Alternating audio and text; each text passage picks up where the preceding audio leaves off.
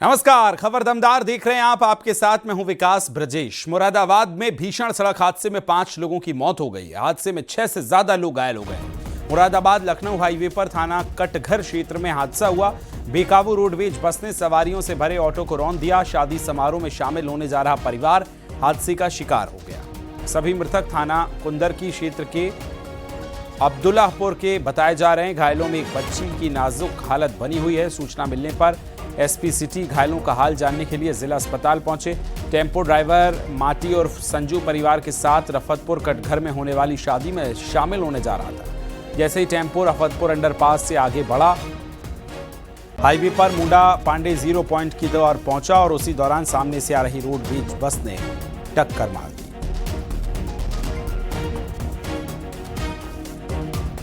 ये जो हाईवे है वहाँ रामगढ़ पुल के पास थाना क्षेत्र कटघर में एक टेम्पो में कुछ सवारी एक परिवार के लोग थे।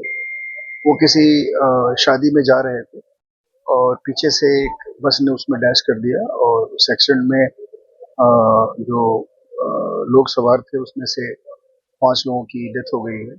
दुखद घटना घटी हुई है। उसमें से 2 लोग इंजर्ड थे जिनको अभी यहाँ हॉस्पिटल में लाया गया है। एक बच्ची है वो भी सीरियस है और एक जो उस परिवार के संभवतः मुखिया है, उनकी अभी स्थिति ठीक है, वो आउट ऑफ डेंजर है। बाकी जो 5 लोग हैं उनको हम लोगों ने यहाँ पे अस्पताल की मोर्चरी में रखवाया हुआ है।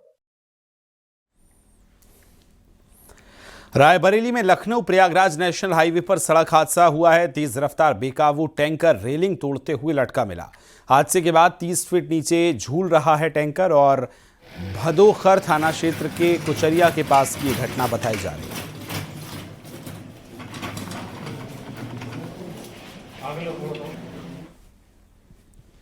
देवरिया में बस सड़क के किनारे गड्ढे में पलट गई है। 25 से ज्यादा लोग इसमें घायल हो गए। प्राथमिक इलाज के बाद सभी घायलों को घर भेजा गया है। देवरिया से भदोही एक शादी समारोह में ये बस जा रही थी। रुद्रपुर थाना क्षेत्र के शीतल माझा गांव के पास का ये पूरा मामला बताया जा रहा है।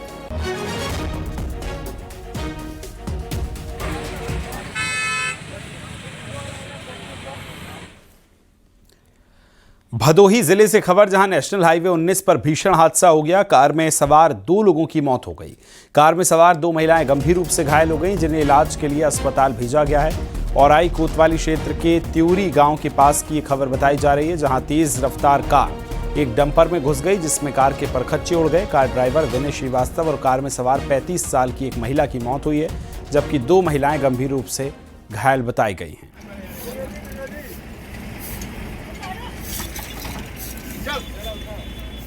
वो बढ़िया से फंसाना टप जाएगी।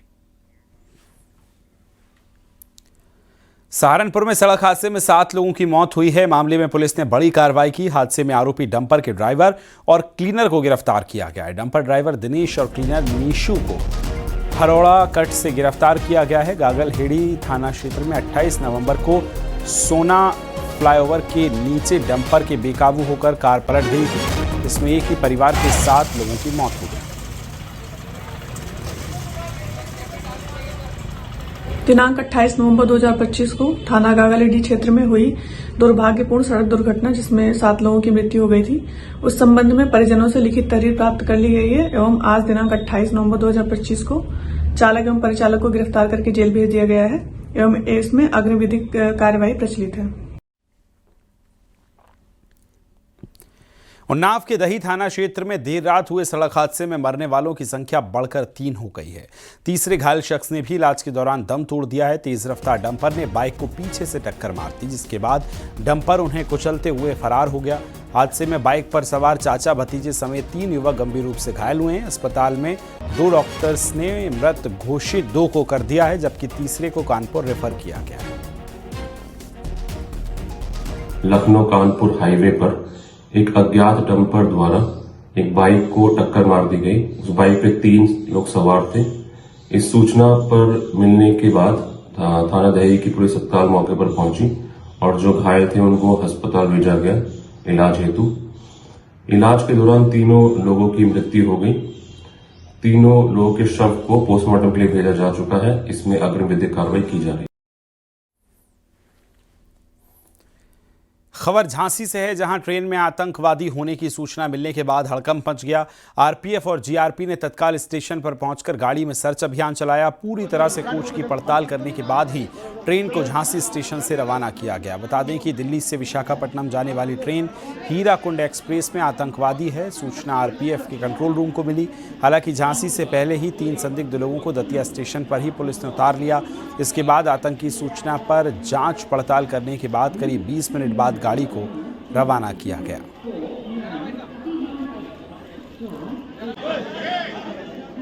जीआरपी झांसी और आरपीएफ की फोर्स द्वारा उसे चेक किया गया। ट्रेन के आगे जनरल बोगी जिसमें ये तथाकथित होना बताया गया था, उसको कायदे से चेक किया गया। पूरी ट्रेन को चेक किया गया है, कहीं कोई ऐसी बातें नहीं है। और जो व्यक्ति संदिग्ध लग रहे थे उसे दतिया पुलिस द्वारा पहले से उतारा जा चुका है। उनसे दतिया द्वारा पूछताछ की जा रही है। देश में बड़ी आतंकी साजिश की कोशिश नाकाम हुई है। दिल्ली पुलिस ने 3 से ज्यादा आतंकी गिरफ्तार किए हैं। पंजाब, उत्तर प्रदेश और मध्य प्रदेश से आतंकवादियों की गिरफ्तारियां हुई हैं। दिल्ली पुलिस और केंद्रीय जांच एजेंसियों का साझा ऑपरेशन चल रहा है। बड़ी आतंकी साजिश की फिराक में ये आतंकी थे। पाकिस्तानी खुफिया आईएसआई के संपर्क में ये थे। आतंकी पाकिस्तान की आतंकी शहजाद भुट्टी के संपर्क में ये तीनों बताए जा रहे हैं। तो देखिए, 3 से ज्यादा आतंकी गिरफ्तार किए गए। पंजाब, उत्तर प्रदेश और मध्य प्रदेश। ये तस्वीरों में आप देख रहे हैं मैप के जरिए किस तरह से पूरा बड़ी आतंकी साजिश जो है वो बेपर्दा हुई है।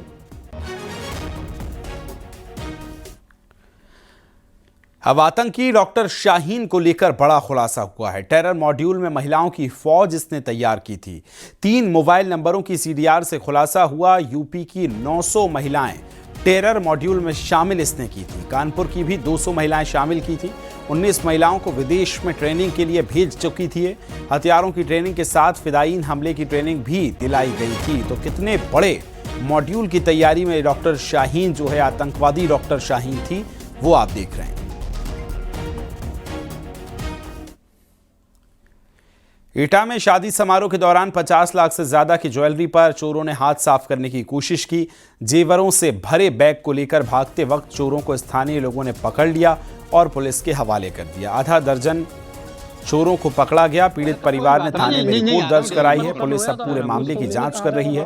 थाना देहात कोतवाली क्षेत्र के आगरा रोड स्थित आशीर्वाद गेस्ट हाउस की पूरी घटना बताई जा रही है।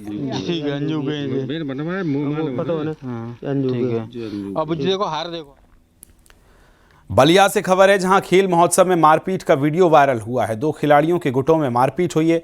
लाठी डंडे से मारपीट करते हुए वीडियो वायरल हुए हैं। 2 दिन पहले नरही खेल मैदान में हुई थी मारपीट में कई खिलाड़ी चोटिल हुए हैं। पूर्व मंत्री उपेंद्र तिवारी खेल महोत्सव के आयोजक हैं। 1 महीने तक ये फेफना खेल महोत्सव का आयोजन किया जाना है।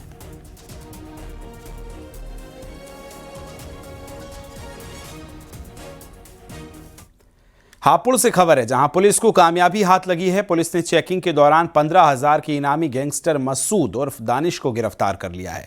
गिरफ्तार गैंगस्टर संभल का निवासी है, जिसके कब्जे से पुलिस ने एक 315 बोर का तमंचा और कारतूस, जिंदा कारतूस बरामद किया है। गैंगस्टर पर करीब 1 दर्जन आपराधिक मुकदमे दर्ज हैं। फिलहाल पुलिस ने गिरफ्तार गैंगस्टर अपराधी को जेल भेज दिया है।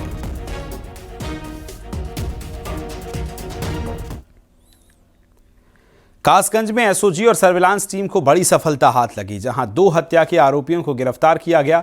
पकड़े गए आरोपियों के कब्जे से अवैध तमंचे, कारतूस, बाइक और मोबाइल बरामद हुई है। पुलिस के मुताबिक आरोपी काम करने के नाम पर पैसे ऐंठते थे। मृतक की हत्या कर उसके परिवार वालों से रुपए ऐंठे गए और उसके चाचा से विवाद होने पर उसे मुकदमे से बचाने के लिए भी पैसे ऐंठे गए थे।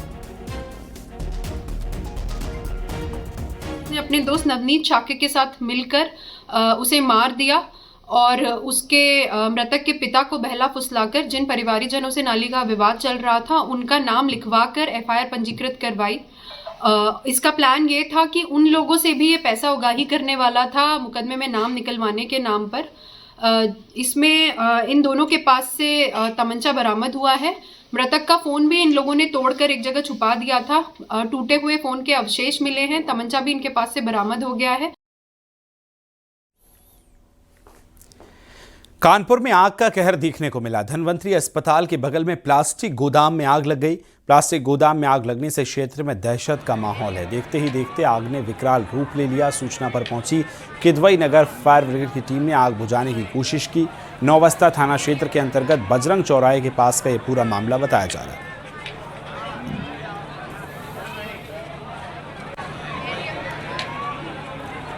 प्रयागराज यूपी बोर्ड ने सेंटर लिस्ट जारी कर दी है। बोर्ड की वेबसाइट पर प्रस्तावित लिस्ट अपलोड हो गई है। 7,448 सेंटर पर ये 2026 यूपी बोर्ड की परीक्षा होगी। 4 दिसंबर तक आपत्ति दाखिल कर सकेंगे। 30 दिसंबर को फाइनल लिस्ट तैयार हो जाएगी। तो ये बड़ी खबर आपको बता रहे हैं, जहां 30 दिसंबर को फाइनल लिस्ट जो है वो जारी कर दी जाएगी।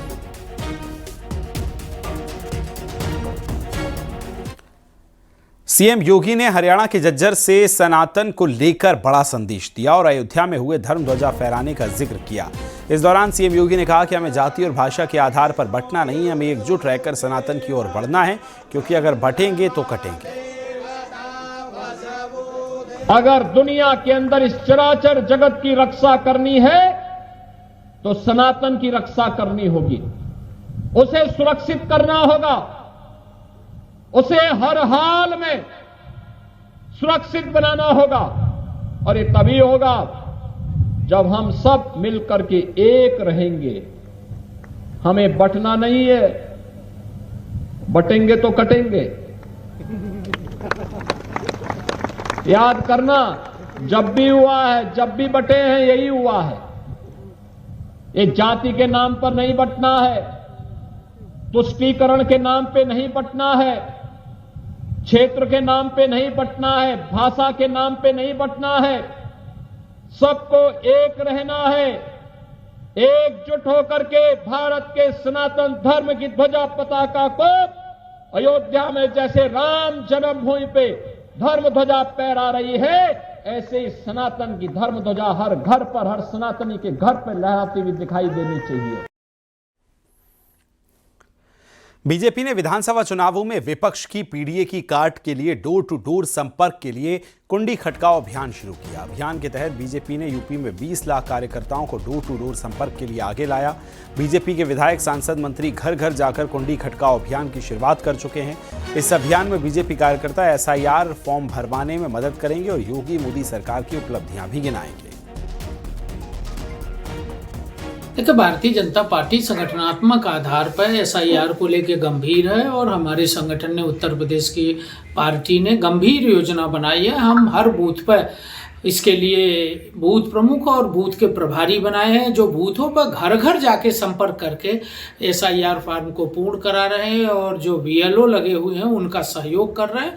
और सरकार की जो योजनाएं हैं उसको भी हम घर घर जाके बताने का काम कर रहे हैं, सरकार की उपलब्धियों को। उत्तर प्रदेश में एसआईआर फॉर्म भरवाए जा रहे हैं, लिहाजा समाजवादी पार्टी ने पीडीए प्रहरियों को बड़ी जिम्मेदारी सौंपी है। पार्टी के 40 बड़े नेताओं को निगरानी का जिम्मा सौंपा गया है। का काम है वो सुचारू रूप से चले, सभी का जो वोट है वो बन जाए। इसके लिए समाजवादी पार्टी ने प्रत्येक जिले में अपने जो बड़े नेता हैं उनको इस जिम्मेदारी दी है कि वो एसआईआर की प्रक्रिया पे पूरी नजर रखे। कहीं कोई समस्या होगी, कार्यकर्ताओं को, जनता को उनकी समस्या का समाधान के लिए प्रत्येक जिले में समाजवादी पार्टी ने प्रभारी बनाया है। और समाजवादी पार्टी को भरोसा है अपने एसआईआर पीडीए प्रहरी पे कि उत्तर प्रदेश की महान जनता का, पीडीए का एक एक वोट हमारे जो पीडीए प्रहरी हैं वो बचाने का भी काम करेंगे, बनवाने का भी। चुनाव आयोग ने एसआईआर की समय सीमा 7 दिन और बढ़ा दी है। 12 राज्यों में जारी एसआईआर की समय सीमा 7 दिन बढ़ाई गई है। अब 11 दिसंबर तक एसआईआर फॉर्म जमा कर सकेंगे। बता दें कि विपक्षी दलों ने एसआईआर की अवधि बढ़ाने की मांग की थी। इस तरह 12 राज्यों में 11 दिसंबर तक एसआईआर प्रक्रिया चलेगी। अंतिम मतदाता सूची का प्रकाशन 14 फरवरी को होगा।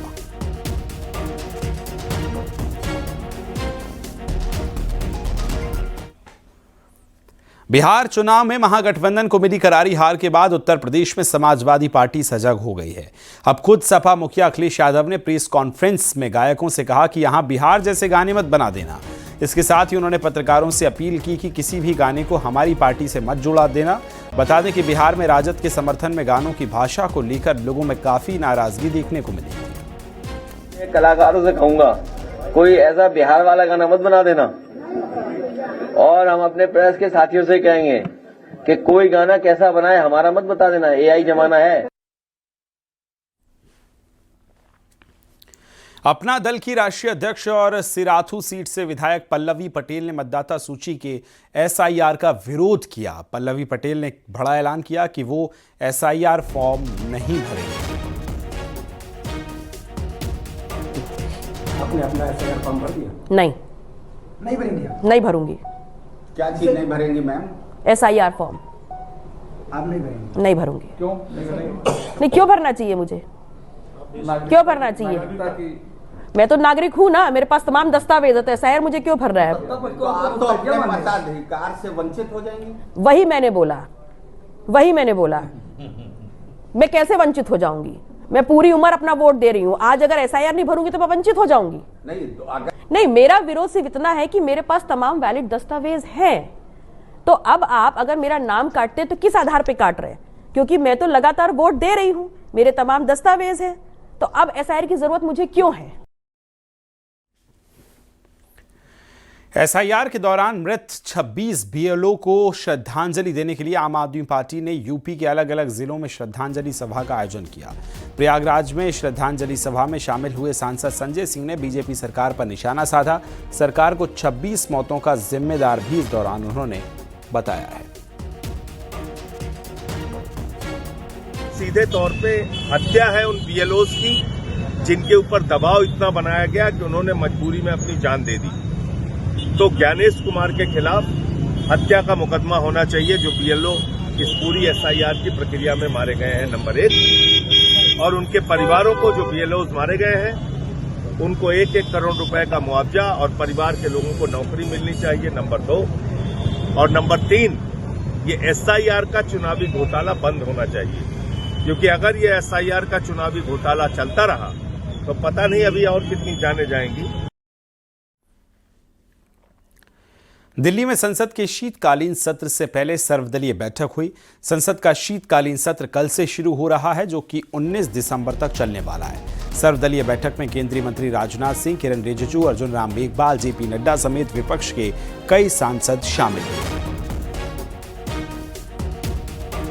शीतकालीन सत्र का शुरू होने से पहले ऑल पार्टी फ्लोर लीडर्स का मीटिंग बहुत अच्छा से और बहुत ही सार्थक रही है।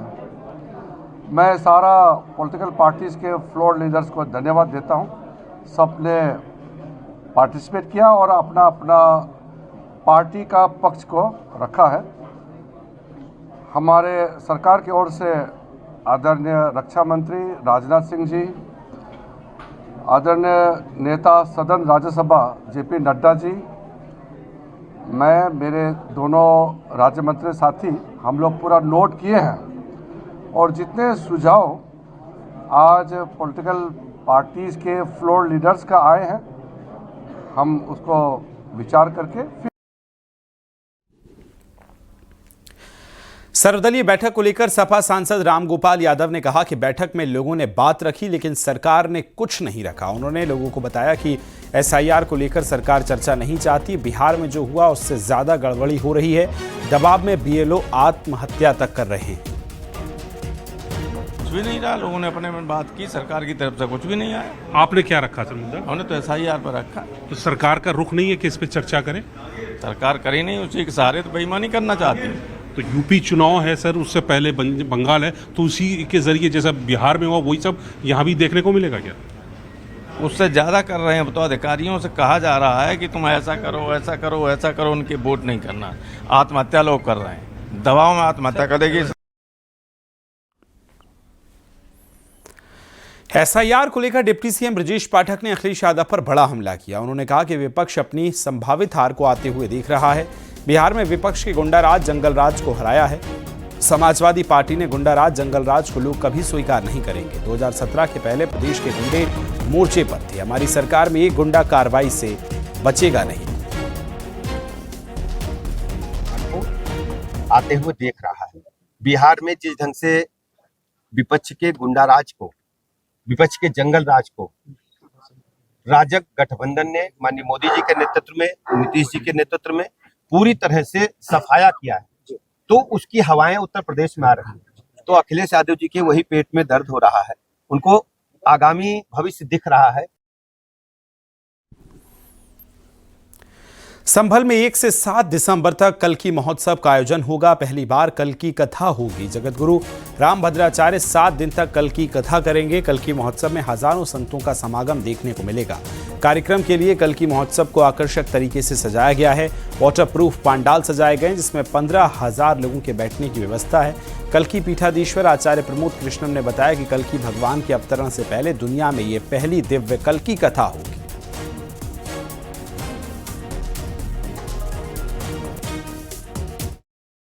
श्री कल्की भगवान के अवतार से पहले विश्व में, पूरी दुनिया में पहली कल्की कथा कल से शुरू होने जा रही है। श्रीमद जगत गुरु रामभद्राचार्य जी के मुखारविंद से, और अद्भुत कथा होगी, अनूठी कथा होगी। अब तक भगवान श्री राम की कथा, भगवान श्री कृष्ण की कथा, श्रीमद भागवत कथा, जैसे लगभग 5,000 साल पहले शुक्रताल में सुखदेव जी ने श्रीमद भागवत की शुरुआत की, राजा परीक्षित को पहली भागवत सुनाई। उसी तरह श्री कल्की धाम की पवित्र भूमि से श्री कल्की कथा का शुभारंभ होने कल जा रहा है। प्रतापगढ़ में सामूहिक विवाह का आयोजन किया गया। मुख्यमंत्री सामूहिक विवाह योजना के तहत आयोजन हुआ जिसमें 356 हिंदू जोड़े और 4 मुस्लिम जोड़े विवाह के बंधन में बंधे। नव दाम्पत्य जोड़ों को डीएम, सीडीओ, विधायक ने आशीर्वाद दिया। सभी शादियां अपने रीति रिवाज के अनुसार हुई। हिंदू धर्म की शादी वेद मंत्रोच्चारण के साथ और मुस्लिम शादियां निकाह के साथ संपन्न हुई। इस योजना के तहत बेटियों के विवाह हेतु 51,000 रुपये की सहायता राशि प्रदान हुई, जिसे प्रदेश सरकार ने बढ़ाकर 1 लाख रुपये कर दिया, जिसमें 60,000 रुपये डीबीटी के माध्यम से सीधे लाभार्थियों के खाते में भेजे जाते हैं, जबकि शेष धनराशि विवाह सामग्री और आयोजन के खर्च पर जाती है।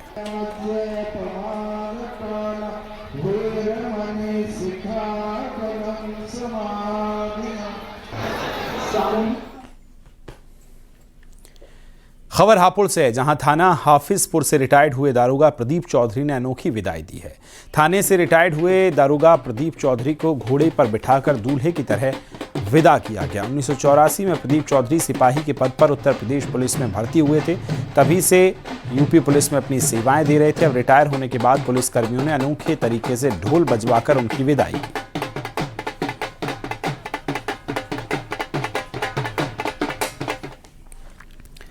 मथुरा में सेवानिवृत्त उप जिलाधिकारी सहित 3 लोगों पर केस दर्ज किया गया। थाना जैत में केस दर्ज किया गया। पीड़ित के खाली प्लॉट पर रखे चारों में आग लगाए जाने पर एफआईआर दर्ज की गई। पीड़ित का आरोप है कि 2 दिन पहले रिटायर्ड उप जिलाधिकारी सहित 3 लोग मेरे घर पर आकर चारे को आग लगाने की धमकी देकर गए थे।